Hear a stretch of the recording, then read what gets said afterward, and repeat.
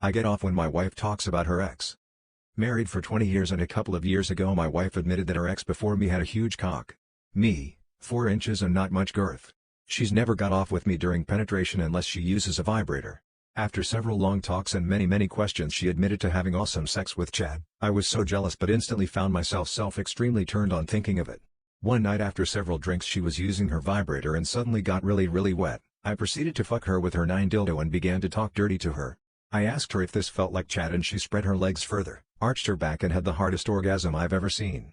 I came without touching myself watching and listening to her. I've since masturbated to the thoughts of this regularly. Is this normal? When I was in prison I sucked a guy's dick almost every day for 3 years for protection. I'm a very small guy sitting at only 5 feet 3 inches and about 120 pounds. Needless to say I got picked on a lot when I first got locked up. Even beaten enough to be in the infirmary a few times. Eventually one of the biggest guys there told me he'd protect me every day if I sucked his dick whenever he wanted. I'm not gay but I was honestly really scared for my life and afraid I'd end up raped or killed so I agreed. I cried the first time I sucked him off and I hated doing it and I really hate the taste of semen but thankfully he always finished pretty quickly. He was true to his word. No one messed with him and me by extension. Eventually I would just kind of black out when doing it and try not to think about it. Eventually it was finally time for me to get out thank God and I haven't seen him since or had to do anything like that again. I blocked it out for years but it really started fucking with my head eventually so I started going to counseling. My wife has no idea this happened to me before we met and honestly I don't know how to tell her that I was beaten multiple times and emasculated daily in prison. The worst part of motherhood. I am not suicidal but I think the worst part of being a mom is that I can't kill myself. I am single mom which is tough on its own and I do have depression.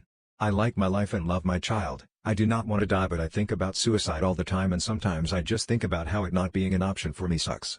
Can't even give in to my depression and lay in bed for a week.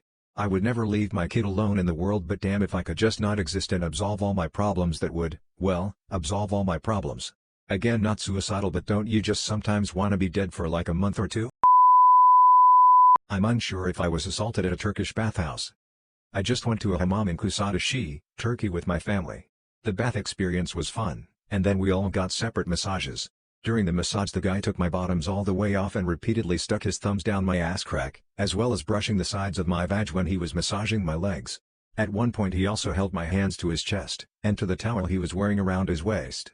I feel like I might be overreacting, and really it's just a culture thing? But everyone else in my family said these things did not happen to them so like, what the hell? I'm 26 with a 13-year-old daughter. Everybody is still shocked to learn that I'm her parent. Especially when I attend parent-teacher conferences and I meet teachers and other parents. They were like what? When I mention that I'm a biological parent, not just a guardian. I know that deep down they're judging me. The judgment started before I even had her. And when I was attending a mommy and me class when I was 14 and I had awful looks from other parents.